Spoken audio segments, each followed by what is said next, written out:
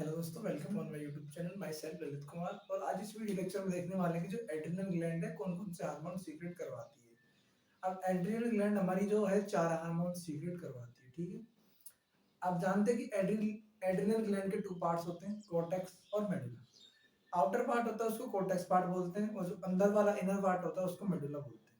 हमारा cortex part तीन hormone secrete करता है। इसमें से फर्स्ट है ग्लूकोकोर्टिकॉइड, सेकंड है मिनरलोकोर्टिकॉइड, थर्ड है सेक्स हार्मोन, और बचा हुआ फोर्थ हार्मोन है जो हमारे मेडुला पार्ट से सीक्रेट होता है, उसको बोलते हैं एपिनेफ्रिन और नॉन एपिनेफ्रिन, जिसका सेकंड नेम या अनदर नेम होता है एड्रेनालिन और नॉन एड्रेनालिन। अब देखो, जो कोर्टेक्स आउटर पार्ट है वो तीन हार्मोन सीक्रेट करेगा, जिसमें फर्स्ट है ग्लूकोकोर्टिकोइड, जो हमारी बॉडी के अंदर ग्लूकोज के लेवल को मेंटेन करता है, यानी कि हमारी बॉडी में एनर्जी की प्रोडक्शन करवाता है, एनर्जी के लेवल को मेंटेन करता है। सेकंड आता है मिनरलोकोर्टिकोइड्स। अब इसके नाम से आप पता लगा सकते हो कि मिनरल्स मतलब इलेक्ट्रोलाइट्स, ये क्या करवाता है बॉडी में इलेक्ट्रोलाइट बैलेंस को मेंटेन करता है। थर्ड आता है सेक्स हार्मोन, जो हमारी सेक्सुअल एक्टिविटीज या कैरेक्टरिस्टिक्स हैं सेक्सुअल, उनको मेंटेन करता है। अब जो हमारा फोर्थ हार्मोन है जो मेडुला पार्ट से सीक्रेट होता है, फोर्थ हार्मोन, उसको बोलते हैं एड्रिनलिन और नॉन एड्रिनलिन। ऐसा हार्मोन जो स्ट्रेस वाली कंडीशन में सीक्रेट होता है और हमारी बॉडी को एक फ्लाइट एंड फाइट के लिए प्रिपेयर करता है। एक तरीके से बोलते हैं ना, करो या मरो वाला हार्मोन, वो हार्मोन है, ठीक है। अब नेक्स्ट देखते हैं कि डिटेल में एक एक को।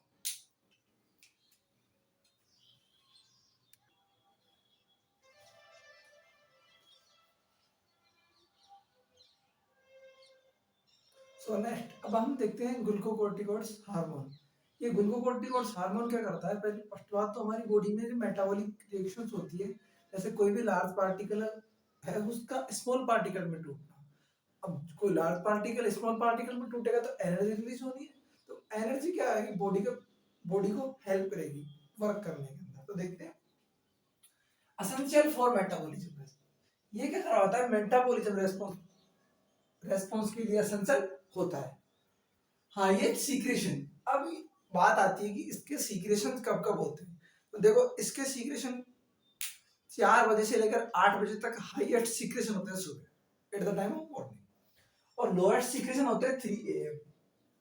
आपने देखा होगा कि जब हम सुबह उठते हैं तो एकदम से एनर्जेटिक फील करते हैं, वो इसीलिए करते हैं क्योंकि उस टाइम ग्लूकोकोर्टिकॉइड्स हार्मोन का लेवल हमारी बॉडी में बहुत ज्यादा रहता है और हमारी बॉडी के अंदर एनर्जी की मात्रा ज्यादा रहती है। अब धीरे धीरे धीरे वो एनर्जी शाम तक कम हो जाती है और हमारी बॉडी के अंदर उसका लेवल कम होता जाता है। और एट द टाइम 3 AM मतलब एक मध्य रात्रि के समय, एट द मिडनाइट, इसका लेवल बहुत कम होता है। उस टाइम हमको बहुत ज्यादा गहरी नींद आती है। amount of secretion is depend upon the sleeping pattern। अगर मान लो अपना स्लीपिंग पैटर्न चेंज हो जाए, अपन दिन में सोने लग जाए रात की जगह, तो ये बॉडी अपने आप मॉडिफाई कर लेती है कि ग्लूकोकोर्टिकोइड को कब सीक्रेशन करवाना है। क्योंकि अपन रात में सोते हैं मोस्टली, शाम को सोते हैं, सुबह उठते हैं। अगर हम दिन में सोने लग जाए तो ये हार्मोन का पैटर्न कुछ चेंज हो जाएगा, ठीक है। अगर हम सुबह सोए और शाम को उठे तो फिर शाम को हार्मोन ज्यादा सीक्रेट होंगे, समझ रहे हो। तो ये होता है कि लंबे समय तक हम स्लीपिंग स्लीपिंग कंडीशन में तो लास्ट टाइम पे सीक्रेट कराएगा, ठीक है। ग्लूकोकोर्टिकॉइड्स हैव मेटाबॉलिक इफेक्ट। ये कौन कौन से मेटाबॉलिक इफेक्ट करवाता है। अब इसमें फर्स्ट आता है ग्लूकोनियोजेनेसिस। ग्लूकोनियोजेनेसिस का मतलब होता है कि नई ग्लूकोज का प्रोडक्शन करवाना। नियोजेनेसिस मतलब, नियो मतलब नया, जेनेसिस मतलब जनरेशन, उसका प्रोडक्शन करवाना। तो ये क्या करवाता है, ग्लूकोज का प्रोडक्शन करवाता है, ग्लूकोनियोजेनेसिस। और हाइपरग्लाइसीमिया मतलब बॉडी के अंदर ग्लूकोज के लेवल को बढ़ाता है, इंक्रीज करवाता है। अगर ग्लूकोज का लेवल ज्यादा होगा तो बॉडी एनर्जेटिक फील करेगी, बॉडी के अंदर एनर्जी की मतलब अमाउंट ज्यादा होगा। सेकंड आता है लाइपोलाइसिस। लाइपोलाइसिस का मतलब होता है कि एक तरीके से ब्रेक डाउन। जहां पर भी आप लाइसिस वर्ड सुनो तो मतलब इसका मतलब होता है ब्रेक डाउन। लाइपोलाइसिस का मतलब होता है फेट का ब्रेक डाउन करवाता है। फेट का ब्रेक डाउन करवाता है फैटी एसिड्स के अंदर, ठीक है। अब कोई फैट, अगर फैटी एसिड ट्राइग्लिसराइड में टूटेगा या कोई भी लार्ज फैट है तो स्मॉल फैट के अंदर टूटेगा, तो एनर्जी का प्रोडक्शन होना है। और थर्ड आता है कि stimulating break down the protein. ये प्रोटीन के ब्रेक डाउन को भी स्टिमुलेट करवाता है, मतलब प्रोटीन के लार्ज पार्टिकल को स्मॉल पार्टिकल में तोड़ेगा, प्रोटीन को अमीनो एसिड में तोड़ेगा। और अमीनो एसिड में जब प्रोटीन टूटता है तो कुछ एनर्जी रिलीज होती है और वही एनर्जी हमारी बॉडी के काम आ जाती है। अब हम देख लेते हैं कि हार्मोन कैसे कैसे सीक्रेट होते हैं। अब ये होता कैसे सीक्रेट है, हाइपोथैलेमस को एक नेगेटिव स्टिमुलेशन जाता है, स्टिमुलेट करता है, हाइपोथैलेमस स्टिमुलेट होगा। अगर हमारी बॉडी में एनर्जी का लेवल कम है तो हाइपोथैलेमस के पास मैसेज जाएगा कि आप ग्लूकोकोर्टिकोइड सीक्रेट कर रही हैं। अब हाइपोथैलेमस क्या करता है, at the time CRH hormone का रिलीज करवाता है। सीआरएच की फुल फॉर्म होती है कोर्टिकोट्रोपिन रिलीजिंग हार्मोन। ये सीआरएच हार्मोन क्या करता है, एंटीरियर लोब ऑफ पिट्यूटरी के पास जाता है और उसको स्टिमुलेट करता है। आफ्टर दैट एंटीरियर पिट्यूटरी क्या करती है, एसीटीएच हार्मोन का सीक्रेशन करवाती है, एड्रेनोकोट्रोपिक हार्मोन। अब जो एड्रेनोकोट्रोपिक हार्मोन है वो क्या करता है, जो हमारी एड्रिनल ग्लैंड है उसके कोर्टेक्स पार्ट की एक्टिविटी को मेंटेन करता है और उसके पास ही जाता है। ठीक है, ये हार्मोन क्या करेगा, एड्रिनल कोर्टेक्स पे जाएगा और एड्रिनल कोर्टेक्स को स्टिमुलेट करेगा। अब हमारा एड्रिनल कोर्टेक्स क्या करता है, ग्लूकोकोर्टिकोइड को सीक्रेशन करवाता है, ग्लूकोकोर्टिकोइड का प्रोडक्शन करवाता है। और राइज ब्लड ग्लूकोज कोर्टिकोल लेवल, तो क्या करेगा, एड्रिनल कोर्टेक्स क्या करेगा कि ब्लड में अंदर ग्लूकोकोर्टिकोइड हार्मोन का लेवल इंक्रीज करवा देगा। ठीक है, अब नेक्स्ट बात आती है कि ये हार्मोन का लेवल अब बढ़ गया, राइज हो गया। ठीक है, अब ये दो तरीके से कम होगा। किस तरीके से, दो तरीके से।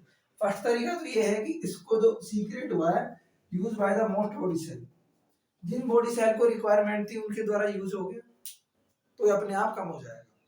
और सेकंड आता है इसका कम होने का तरीका कि यहाँ से एक इनहिबिशन जाता है, नेगेटिव फीडबैक जाता है हाइपोथैलेमस और एंटीरियर पिट्यूटरी के पास कि ब्लड के अंदर ग्लूकोकोर्टिकोइड हार्मोन के लेवल बढ़ चुके हैं, आप इन्हें कम करो।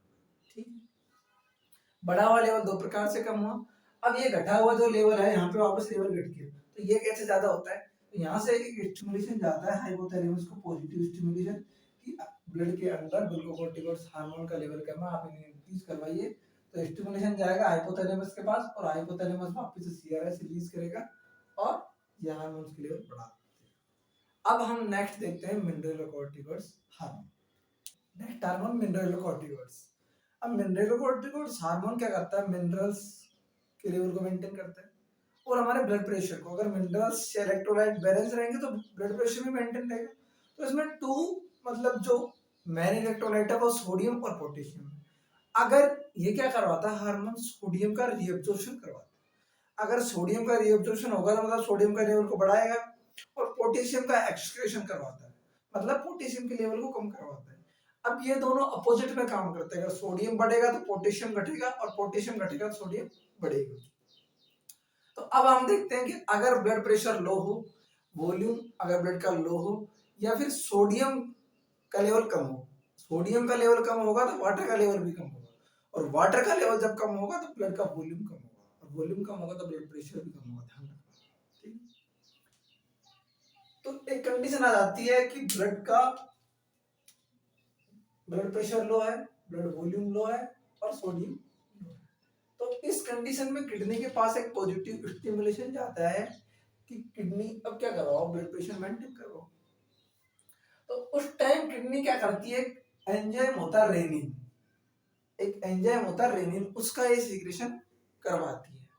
अब रेनिन क्या काम करवाता है, रेनिन एक सब्सटेंस का प्रोडक्शन करवाता है जिसको बोलते हैं एंजियोटेंसिन।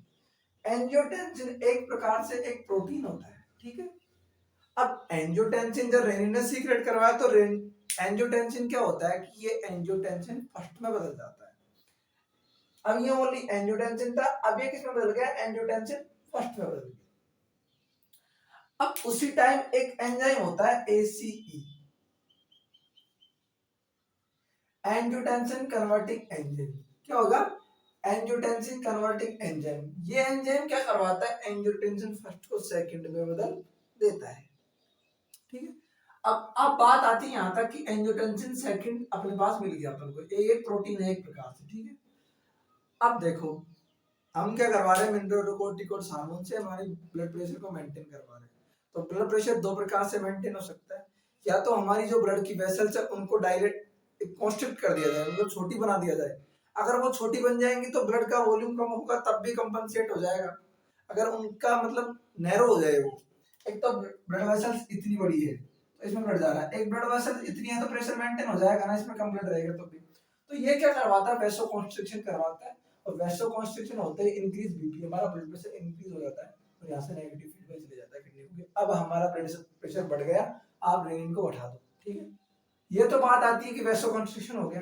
अब ये थोड़ी ना है कि जिंदगी भरी वैसो कॉन्स्ट्रिक्शन रहेगा, कि अगर एक बार ब्लड कम हो गया, वैसो कॉन्स्ट्रिक्शन हो गया तो ये होगा। वैसा तो कॉन्टेक्ट डायलेशन भी होती है, कभी कॉन्स्ट्रिक्ट होगी, कभी डायलेट होगी, कभी कॉन्स्ट्रिक्ट होगी, फिर डायलेट होगी, ऐसा चलता रहता है। तो देखो, अब हमने वैसोकॉन्स्ट्रिक्शन से तो करवा दिया, अब हम क्या करते हैं नेक्स्ट स्टेप में, हमको क्या करवाना है कि सोडियम का लेवल बढ़वाना है। अगर हमारी बॉडी में सोडियम का लेवल बढ़ेगा तो वाटर का लेवल बढ़ेगा, वाटर का लेवल बढ़ेगा तो फ्लूइड का लेवल बढ़ जाएगा अपने आप बॉडी में। अगर फ्लूइड का लेवल बढ़ा तो ब्लड का वॉल्यूम बढ़ जाएगा, और ब्लड का वॉल्यूम अगर इंक्रीज हो गया तो ब्लड प्रेशर अपने आप इंक्रीज होगा। अब हमने वैसोकॉन्स्ट्रिक्शन तो करवा दिया, अब हमें सोडियम सिक्रेशन करवाना है। तो देखो, एंजियोटेंसिन सेकंड और हाई ब्लड पोटेशियम लेवल। अब देखो, मैंने बोला था कि जो सोडियम और पोटेशियम अपोजिट लेवल में काम करते हैं, यहाँ पे हमारा सोडियम का लेवल कब था, तब कम था, तब हमारा क्या होगा, पोटेशियम का लेवल ज्यादा होगा। यहाँ कम था सोडियम का लेवल, तो पोटेशियम का लेवल ज्यादा होगा, तो हमारा एंजियोटेंसिन और पोटेशियम का level increase, high blood potassium. ये क्या करते हैं, एड्रिनल ग्लैंड को स्टिमुलेट करते हैं, ठीक है, एड्रिनल ग्लैंड को स्टिमुलेट करते हैं। अब हमारी एड्रिनल ग्लैंड क्या करती है, एड्रिनल कोर्टेक्स क्या करवाता है, मिनरलोकोर्टिकोइड्स का सीक्रेशन करवा देता है। अब जो हमारा मिनरलोकोर्टिकोइड है वो क्या करेगा, किडनी ट्यूब्यूल्स पे एक्ट करेगा। अगर मिनरलोकोर्टिकोइड ने किडनी ट्यूब्यूल्स पे एक्ट किया तो ये क्या करवाता है, किडनी जो ट्यूब्यूल्स होती है जो कि नेफ्रॉन के चारों तरफ पाई जाती है, उनसे क्या करवाता है, वहां पे एक्ट करता है, और वो ट्यूब्यूल्स क्या करती है, जो भी वेस्ट मटेरियल है यूरिन का, उसमें से क्या करती है, सोडियम के रीअब्जॉर्प्शन को इंक्रीज कर देती है, क्या करती है, सोडियम के रीअब्जॉर्प्शन को बढ़ा देती है। अब जब सोडियम का रीअब्जॉर्प्शन बढ़ेगा तो मैंने बोला था वाटर का रीअब्जॉर्प्शन बढ़ेगा। अब क्या किया कि इसने सोडियम और वाटर का रीअब्जॉर्प्शन तो बढ़ा दिया है, लेकिन उसी time increase excretion of the potassium, potassium का एक्सक्रेशन कर रहा है, तो मतलब पोटेशियम का क्या होगा, डिक्रीज लेवल होगा बॉडी के अंदर, ठीक है। ये आप यहां तक समझ में आ गया कि इसने रीअब्जॉर्प्शन करवाया वाटर का और सोडियम का, और एक्सक्रेशन करवाया पोटेशियम का, ठीक। अब क्या होता है कि increase blood sodium level, blood के अंदर सोडियम का लेवल बढ़ गया, अपना काम हो गया। अपने को यहीं तक करवाना था कि अगर सोडियम का लेवल जब बढ़ जाएगा बॉडी के अंदर, अपने आप भी मेंटेन हो जाएगी। तो increase blood volume and blood pressure, ठीक है। सोडियम का लेवल बढ़ते बढ़ते क्या हो गया कि ब्लड प्रेशर और ब्लड वॉल्यूम बढ़ गया। अब आती है बात कि ये ब्लड प्रेशर तो बढ़ गया, लेकिन अब ब्लड प्रेशर बढ़ा ही थोड़ी देगा, वो कम कैसे होता है, तो एट द टाइम यहाँ से एक इनहिबिशन जाता है कि हमारी बॉडी के अंदर ब्लड प्रेशर बढ़ गया है, आप किडनी के पास जाता है कि आप रेनिन के सीक्रेशन को कम करवाइए। जब रेनिन का सीक्रेशन कम होगा तो अपने आप बॉडी का ब्लड प्रेशर कम हो जाएगा, ठीक, वैसोकॉन्स्ट्रिक्शन से बढ़ जाता है। अब आता है कि बात, दूसरी बात आती है कि सोडियम का लेवल बढ़ तो गया लेकिन कम कैसे होगा, तो यहाँ से जब इंक्रीज हो जाता है सोडियम का लेवल, तो यहाँ से इनहिबिशन जाता है बॉडी को, ठीक, इनहिबिशन जाता है एड्रिनल कॉर्टेक्स को, कि एड्रिनल कॉर्टेक्स अब आप मिनरलोकोर्टिकोइड्स के सीक्रेशन को रोक दो, थोड़े से कम कर दो, ताकि बॉडी में सोडियम का लेवल मेंटेन हो जाए। तो आई होप आपको समझ में आ गया हो कि जब हमारी बीपी कम हो, वॉल्यूम कम हो, या सोडियम का लेवल कम हो, तो उस टाइम किडनी स्टिमुलेट होती है, किडनी क्या करती है, रेनिन का सीक्रेशन करवाती है, और जो हमारा रेनिन एक प्रकार से एंजाइम होता है, वो क्या करवाता है, एक प्रोटीन सब्सटेंस होता है एंजियोटेंसिन, उसका सीक्रेशन करवाता है। एंजियोटेंसिन अपने आप फर्स्ट में बदलता है, और एक एंजाइम होता है एसीई, एंजियोटेंसिन कन्वर्टिंग एंजाइम, वो क्या करवाता है, एंजियोटेंसिन सेकंड में बदल देता है फर्स्ट को। अब एंजियोटेंसिन सेकंड क्या करवाता है, एक वैसोकॉन्स्ट्रिक्शन करवाता है, अगर वेसल्स कॉन्स्ट्रिक्ट होगी तो अपने आप बीपी बढ़ जाएगी, ठीक। और उसी टाइम अगर सोडियम का लेवल कम है तो पोटेशियम का लेवल हरदम ज्यादा रहेगा, तो उस कंडीशन में हमारा एड्रिनल कोर्टेक्स स्टिमुलेट हो जाता है, और वो क्या करवाता है, मिनरलोकोर्टिकोइड हार्मोन का सीक्रेशन करवाता है। अब जो हमारा मिनरलोकोर्टिकोइड हार्मोन है वो क्या करवाता है कि हमारी किडनी ट्यूब्यूल्स पर एक्ट करता है, वो क्या करवाता है, सोडियम और वाटर का रिएब्जॉर्प्शन करवाता है, पोटेशियम का एक्सक्रेशन करवाता है। जब हमारी बॉडी में सोडियम का लेवल बढ़ा तो मतलब वाटर का लेवल बढ़ा, वाटर का लेवल बढ़ा तो फ्लूइड का लेवल बढ़ा, और फ्लूइड का लेवल बढ़ा तो वॉल्यूम बढ़ गया ब्लड का, अगर ब्लड का वॉल्यूम ज्यादा है तो ब्लड प्रेशर भी ज्यादा होगा, उस कंडीशन में हमारा ब्लड प्रेशर मेंटेन रहता है। आई होप आपको वीडियो समझ आया होगा। अब हमारे टू नेक्स्ट हार्मोन बचते हैं, एक तो सेक्स हार्मोन और सेकंड है एपिनेफ्रिन और नॉन एपिनेफ्रिन, वो अपन नेक्स्ट वीडियो में देखेंगे। Thanks for watching. प्लीज अगर वीडियो लाइक पसंद आया तो like share subscribe. Thanks for watching.